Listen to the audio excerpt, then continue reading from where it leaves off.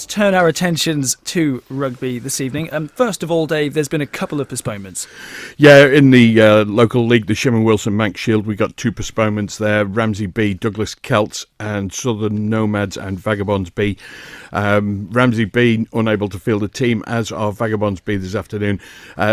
It's been a little bit par for the course for Vagabonds. They've been struggling all season. Ramsey B is a little bit unusual, but it's just not working for them this weekend. They've got quite a few knocks from the first team, and the second team has been plundered mercilessly, so they're just not able to get a side together. But that does mean the big game in the Shimon Wilson Manx Shield is going ahead. Western Vikings against Emerging Nomads.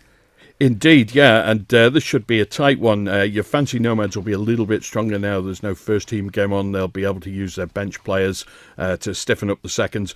They beat Western Vikings earlier on this season in the Manx Bowl competition. I know Vikings weren't happy about the defeat. They felt they didn't play as well as they could be expected, and they bounced back and give Ramsey a bit of a trim in the following week. So Western Vikings will want to set the record straight with that one, and that gets underway at QE2 at 2:15, so it should be a good one to watch. And they will be itching to set the record straight because it's a precursor to another big match in the coming weeks. Yeah, the Shimon Wilson Manx Bowl competition that was played earlier on this season, that's a league-based system, but the 2 top sides go into a final. The final, on the date yet to be agreed, but that final coming up will be Western Vikings against Emerging Nomads, so it'll almost be a little bit of a marker for both sides, really, to see what they're capable of. Let's turn our attentions to South Lancashire and Cheshire Division 3 South. Ramsey travelling to Prenton. A fantastic record in November for Ramsey, but now they go to a Prenton side who last season they got absolutely hammered. Will that be on the back of the minds of some of the players who are travelling there? Yeah, it will be, but as I alluded to before when we were talking about the local competition, Ramsey got a few knocks and bumps, and having to drag in players to help make up the numbers, really. And fair play to the guys that go in there: Jim Nicholson, Mickey Melvin, Will Moffat, Henry Lord and Simon Corlett. 5 guys coming into the squad who haven't been there pretty much all season, and just having to be there to make sure that the game gets played. Having said that, Prenton is a tough place to win. It's a bit of a swampy pitch. Having Jim Nicholson in the front row will give a little bit of beef to the Ramsey forwards, and those conditions may suit him a little bit better than they are anybody else. So that might even things up front. In the Ramsey backline, it's all systems go as normal. There's no real changes in there. There's a couple of positional changes, but other than that, the personnel are as best as we can get out. It's the forwards that were causing the problem this week. 4 wins from 4 for Ramsey in November. They'll be looking to carry that form into December, obviously. Are we going to have a clearer picture of who's going to win the title after this month? Well, it's a 2-stage league system, Chris, to be honest. It's a little bit messy. South Lancashire, Cheshire Division 3 South and Division 3 North, 2 divisions, they're sister divisions. There were too many teams for one league and not quite enough for 2, so they're running 2 parallel until the end of January, and the top 5 from each side go into a separate mini-league at the end of January.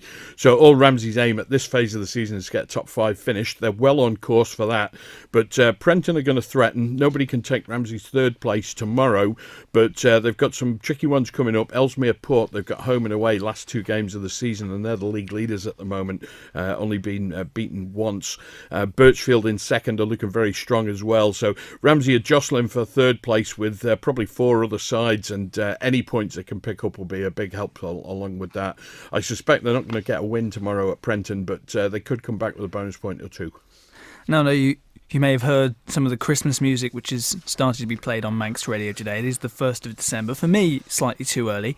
But heading towards Christmas, do you find a couple of the players will take their eye off the ball? They may have a few drinks that perhaps in other months they wouldn't do? Yeah, potentially, but it's all down to individuals and how committed they are to the game that they're playing. Douglas players very committed indeed, and on the work Christmas party season started. I know I work with Adam Boyd from Douglas, and I know Boydie will be on our works too, which is next Friday, and he won't be drinking, that's for sure. He'll have a league match on the Saturday, barring injury, and that's the same in most clubs. There'll be a small hardcore of committed, but there will be 1 or 2 individuals who will, as you say, take your eye off the ball.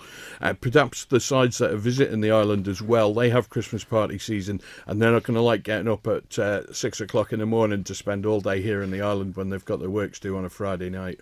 And hopefully one of those will be Oswestry. I'm sure there'll be a few Vagabonds players praying that a few of the players from Oswestry get off the plane a little worse for wear tomorrow. Yeah, I mean, looking at South Lancashire, Cheshire Division 2, Winnington Park, Liverpool Collegiate up there at the top, starting to just stretch away from everybody else. Oswestry, at the moment, they're on course for mid-table. There's no split league here. If they don't finish in the top two, they aren't going anywhere. And Oswestry look to be set in mid-table, and they may just start to ease back a little bit now. We're at getting close to the halfway stage in this division. Vagabonds, on the other hand, I'd like to say there's been signs of improvement. They got the score down last week. It was averaging over 80 points a game for defeat-wise. They only lost by 50 last week, so that's a marginal improvement, but they were playing the team next to them in the table. Nobody else around them won, so the gap between Vagabonds and safety from the relegation zone remains at 17 points, but it's still very difficult to see where those 17 are coming from. We do know Matty Williams is back into the squad. He's been off, I think, travelling around the world. Matty's back. That may make a little bit of difference for them to get another experienced head in there. I'm not certain whether it will. Oswestry very powerful up front and should take maximum points tomorrow. And just finally, before you leave us this evening, where will you be tomorrow? What match are you watching? Women's NC North West 1, Vagabonds against Crewe and Nantwich. Vagabonds 4th, Crewe and Nantwich 2nd. Crewe and Nantwich have lost once this season so far. Vagabonds lost twice. But the four teams at the top of this division look likely that they're going to, they have stretched away now from everybody else. And this would be a good marker for Vagabonds if they could take some points away from Crewe this weekend.